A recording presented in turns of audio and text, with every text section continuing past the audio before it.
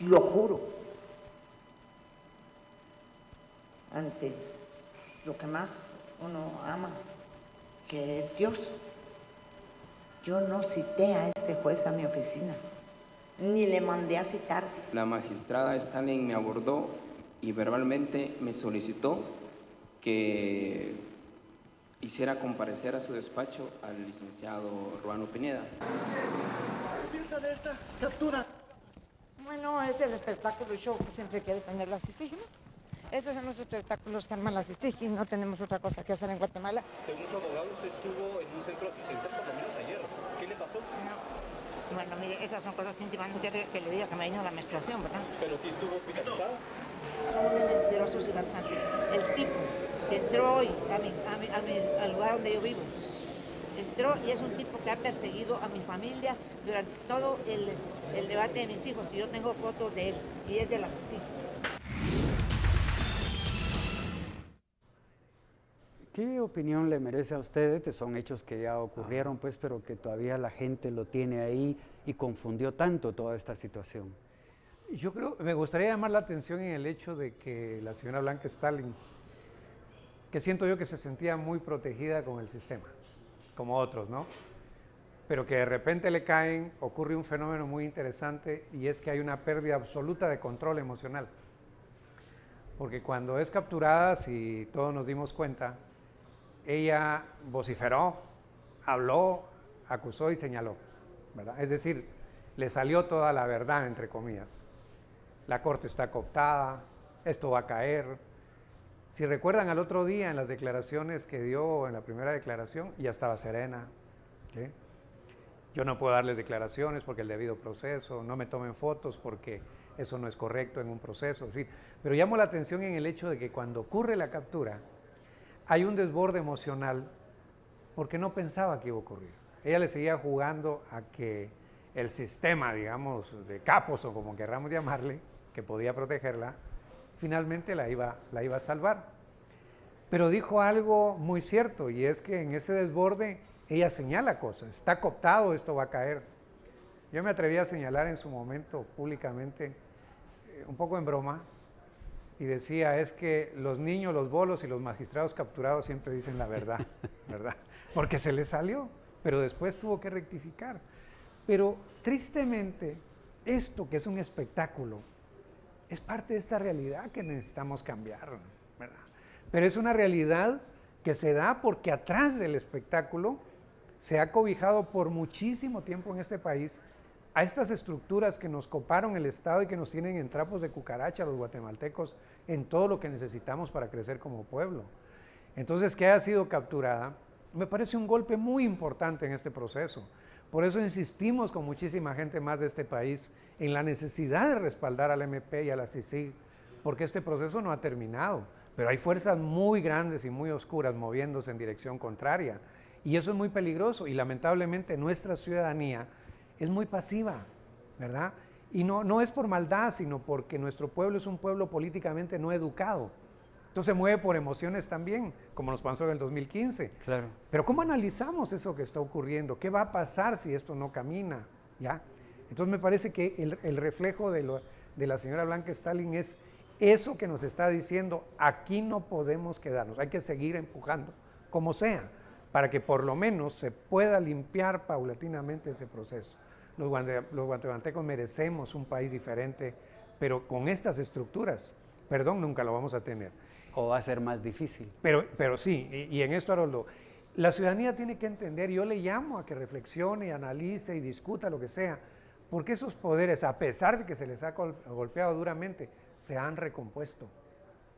Recuerden ustedes cómo el Congreso en el 2015 estaba chitón, calladito, eran angelitos, pero se recompuso. Ahora de nuevo uno ve altanerías, de nuevo ve metiendo leyes para distraer, leyes que no tienen sentido, dejando otras por fuera. Es decir, hay una recomposición de esos poderes que no queremos ya en Guatemala. Es que no podemos seguir viviendo en la época de las cavernas, necesitamos un país moderno y sobre todo un país humano. Así es. Fíjese que ahora quiero que usted vea algo que también nos afecta todos los días. Según datos de la Municipalidad de Tránsito, en la capital circulan a diario un aproximado de 1.070.000 vehículos, de los cuales un 70% ingresa por los principales accesos a la ciudad.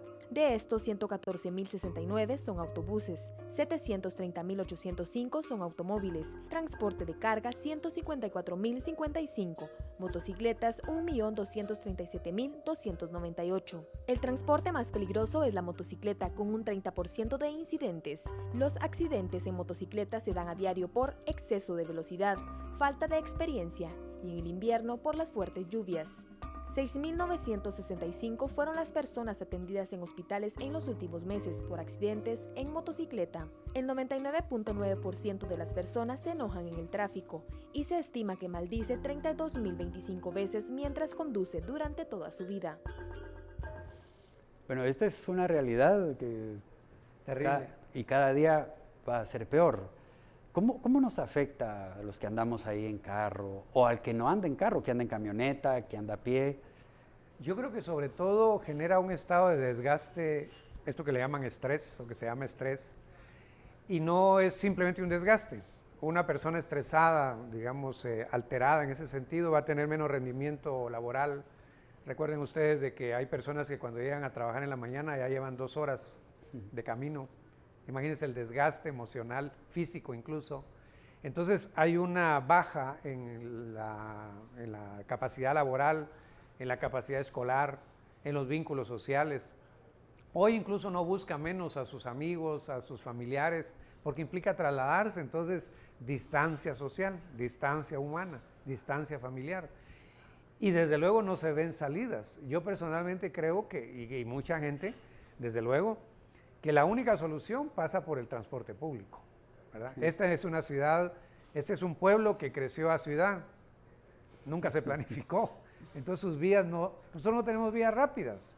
El anillo periférico de Manuel Colón Argueta, la mitad del anillo periférico, imagínense, solo ustedes si no existiera el anillo periférico, ¿verdad? Pero no hay vías rápidas, ¿no? Y no podemos hacerlas, eso es real. Entonces la única alternativa es el transporte público y en ese sentido yo quisiera insistir en que la solución a esa problemática de la ciudadanía urbana tiene que pasar por el Ejecutivo. La municipalidad tiene responsabilidad y debe asumirla en el transporte, pero para garantizar un transporte seguro, humano, confiable y además acelerado en cuanto a nuevas rutas, el Ejecutivo debería comprometerse con fondos estatales para que ese transporte más seguro creciera. El Transmetro tiene sus cuestionamientos y lo que sea, pero ha resuelto una manera distinta de transportarse, ¿no? Entonces yo creo que por ahí va, es decir, la vía misma del Transmetro que camina por la Aguilar Batres, yo paso todos los días para la universidad ahí, siempre digo, aquí hay una vía ya abierta, ¿no? ¿Por qué no una inversión que permita que en vez de que haya buses articulados, haya un tren aéreo, un tren terrestre, ¿no? Porque ahí está la vía. Y entonces en vez de que haya un bus articulado que lleva 200 y pico de gentes, tengamos un tren que lleva 5 vagones. Es decir, tenemos que pensar en el futuro, es decir, no podemos seguir poniendo parchecitos. Claro. Pero eso implica una gran inversión que solo las municipalidades, y no hablo solo de la capital, no la pueden hacer. El Estado tiene que comprometerse porque es el beneficio de 3 millones casi. Fíjese que usted ha mencionado mucho el Transmetro y le quiero mostrar un hecho que se dio hace unos días atrás y con esto vamos a concluir, pero quiero que usted nos analice esto.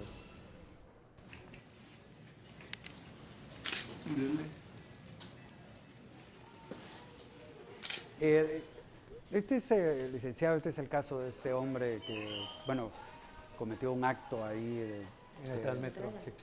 ¿Por qué cree usted que nos está pasando esto también como sociedad?